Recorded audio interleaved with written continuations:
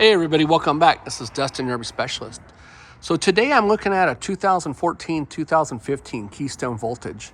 In this video, I'm going to go into a couple of different things on it. So this unit is actually a really nice unit. The sad thing is the unit came in for a roof replacement. The customers recently purchased this unit, and after having it for about a month and a half, they hit a tree branch. During that process of hitting the tree branch, it not only made a small tear in the roof, but it also damaged the roof air conditioner. Now, when it did that, and of course I'm not up on the roof, and I'll go into more on that. When it did that, their particular insurance company, they called in, hey, here's pictures of the hole, pictures of the roof AC damage. Obviously, it's due for a full roof replacement. The insurance company went ahead, cut them a check, and said basically send in for a supplement if there's an additional sheeting that's required or whatnot. So one thing led to another. They found us online. They came here to go ahead and bring it in for have us do a full roof on it. So whenever you come in for a roof repair, and normally what happens is we go through and we'll walk the roof and check for any signs of damage, sun damage or anything, especially on a unit that's old because it's 12 years old. So we went up on the roof, and myself, Dustin, I found over 13 different areas on the roof that were either caving in and had dry rot on the roof. So I immediately called the customer back up and said, hey, how long have you owned this? Have you had it in any snow? Some of it's due to lack of maintenance. Some of it's, from possibly something else like a snow or something like that that got too heavy on the roof. And then there's water damage and stuff in certain areas of the walls. There's water damage to some of the slide outs. And then I'll go into on the suspension as well. This unit's been modified. So over here on the slide out as well, there's water damage, and somebody attempted to add plates to it. And they used the wrong plates because the plates are starting to rust. So the floor itself on this room, as you can see from these different marks, that's water damage that got in there. So the bottom of this floor is all dry rotted as well. So anyways, the insurance company, it puts us in a pickle because the roof now needs a complete roof resheeting. And so we can't necessarily call and say, hey, we need additional time to overlay it or to resheet it because all the sheeting on the roof is compromised. Most likely that insurance company would total the unit or basically tell the consumer, hey, this is pre-existing conditions before you purchased it. We want our money back. We're not going to cover it. Now, that's one scenario, and we don't lie to any party involved, and we don't want to be in that. They sent him a check. He deposited it, cashed it. What do you want me to do, right? So basically, I disclosed to the consumers, I'm not calling back the insurance because this is what's going to happen. So then when our guys pull the unit in, they'll, the door's not all the way open, but they'll pull the unit into the bay, they'll plug it into power, they'll open up all the slide outs, they're gonna turn on all your lights, your radios, speakers, run all the air conditionings, make sure that everything that's inside that pertains to the roof is function tested. And so during the process of doing that, they didn't come back and say, hey, we seen any lights that were flickering or anything like that, but they came back and said, hey, this thing has multiple ACs on it. Two of them have very little pressure coming through the system because we do a vent testing, basically just a wind airflow meter to check to see if we got good adequate flow. And they found I think it was a Fantastic or Max Air fan that wouldn't operate properly as well. I don't know if it's the control board or the knobs or what. The technician's going to put more notes on that for the consumers when they come pick up.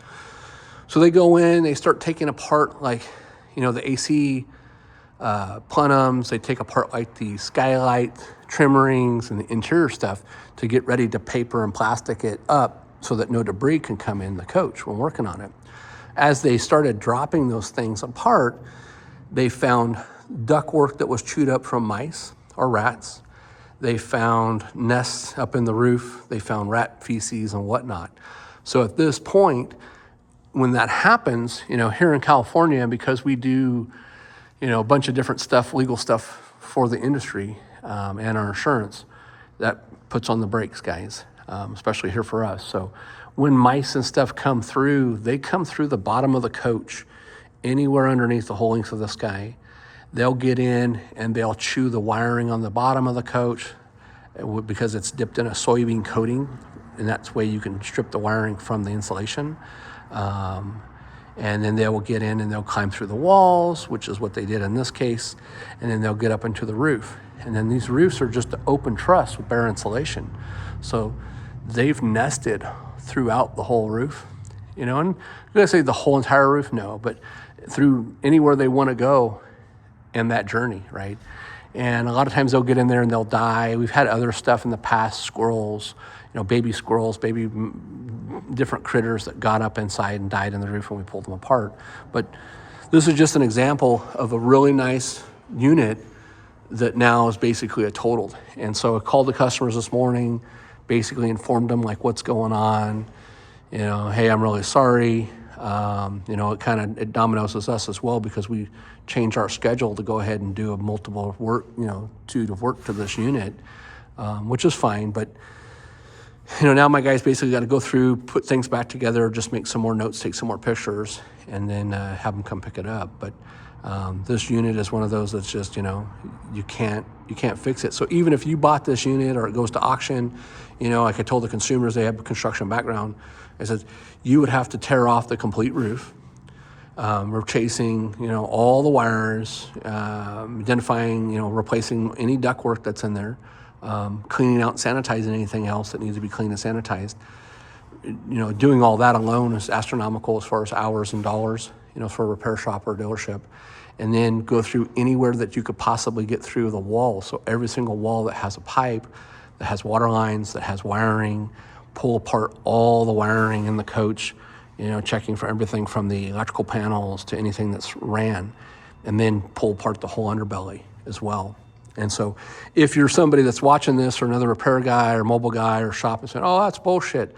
Okay, well, you take the risk of this thing catching on fire at somebody's property, potentially burning down not only the unit, endangering them, burning down their home, or let's say it's at a campground or up in a forest or something along those lines, and for some reason this thing catches on fire, which you hope it won't, but if it does, are you gonna take that risk?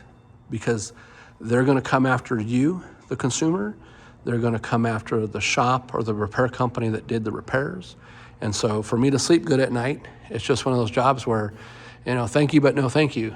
So anyways, we're gonna be fair with the owners. Like I said, we're gonna button it back up, document everything down. The guys are probably gonna save a little sample of the stuff that we took out of one of the vents and go from there. I did tell the owners like, hey, this thing was so damaged and up top that anybody could have identified it. And they did. They found areas up on the roof that was water damaged.